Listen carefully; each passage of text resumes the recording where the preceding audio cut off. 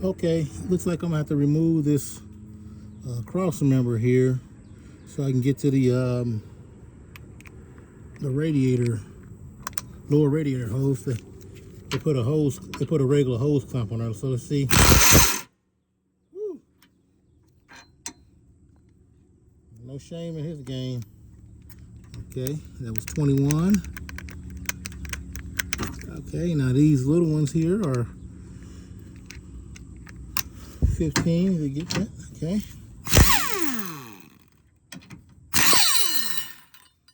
Okay.